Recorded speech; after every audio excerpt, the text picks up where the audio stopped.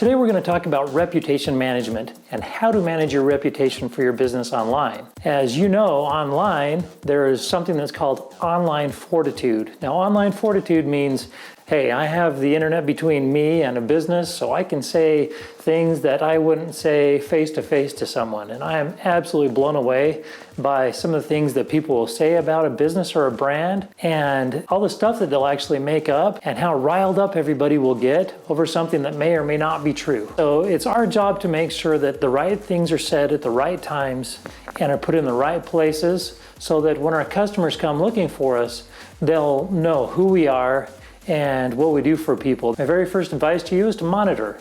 Number one, you have to know where you are. So go ahead and Google yourself, Google your business, Google your personal brand, and try to figure out what the public is seeing about you.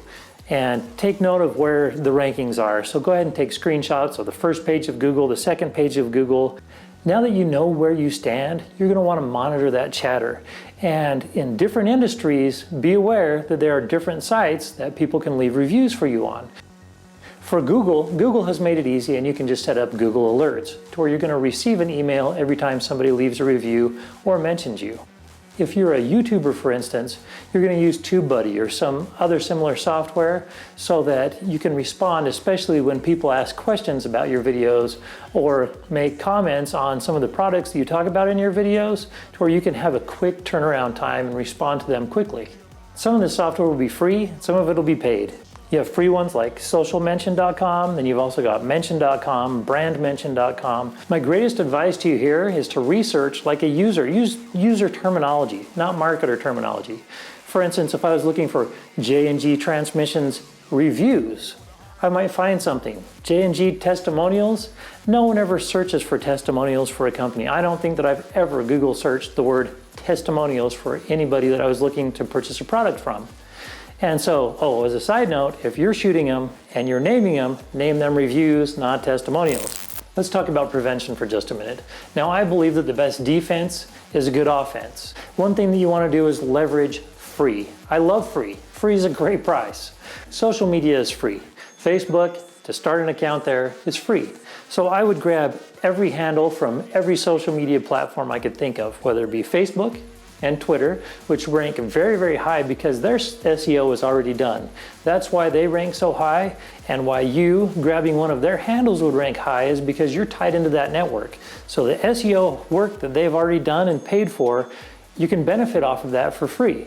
So say you're the #1 burger place, so you're going to be Twitter.#1burgers. You're going to grab that handle. Same thing with Pinterest. Same thing with Instagram. Same thing with Facebook. Same thing with Quora. Do you see where I'm going here? And as you fill that in, those are free fills for you, and you can control the content that's going on there. Not only that, but you can monitor it really easily because you know and you created it.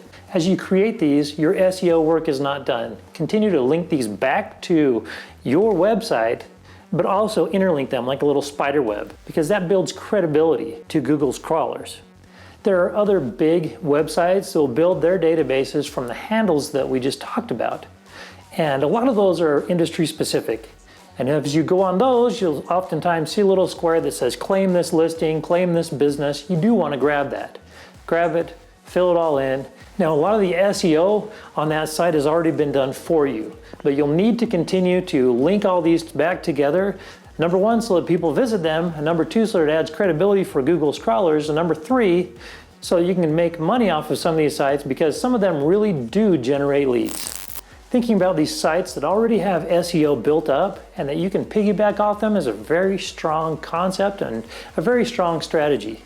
Think about your local news channel. Maybe you did a nonprofit with them or an event. Think about contributing an article or a video to an online presence. But think about contributing. When you contribute, it's a very powerful thing. Now, last but not least, I want to talk about what happens if you get a bad review. Number one, don't panic. It happens to us all. It's normal. It's part of business. You're not going to make 100% of people happy. Now, some of these are very difficult situations, and you may want to just get right back in there and fire off, oh, that's not true and whatnot, but sometimes that's not the best strategy. It's okay to give it 24 or 48 hours and then respond once you've been able to think it through, to calm down a little bit, and to have time to word craft. Now, we had had a client that had an altercation on their property, and they had asked a customer to leave because they were being belligerent. And this customer had posted some very negative things and taken the liberty of posting a lot of things that really weren't true. And so we said, thank you for sharing your frustration and trying to find an auto shop that's right for you. Well, we weren't saying that it was our fault or their fault. We were just saying the frustration was on them trying to find an auto shop that was right for them. And it absolutely took all the pain and shifted it elsewhere. So it was only in word crafting. Now, a lot of marketers will say, don't respond to every review. That gets me fired up. I totally disagree with that. I think you should respond to everyone that you humanly possibly can and thank people for supporting your brand. But also the negative ones, you especially want to respond to them and take care of that issue right away. Number one, take it offline. Number two, try to make them happy. And then number three, be transparent. Be a real person. People want you to be a real person online. They don't want you to talk like a marketer again. They want you to be a real person. And last but not least, but make sure that you're asking for good reviews. When a customer is happy and you know that they're happy, that's the right time to ask them for a review.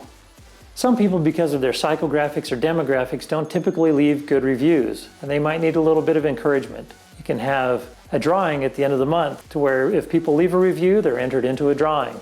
Now, I know that there is a lot more to reputation management than what we talked about today, but I did want you to have the basic building blocks to defend yourself against this onslaught of attacks that are coming at you and your business online.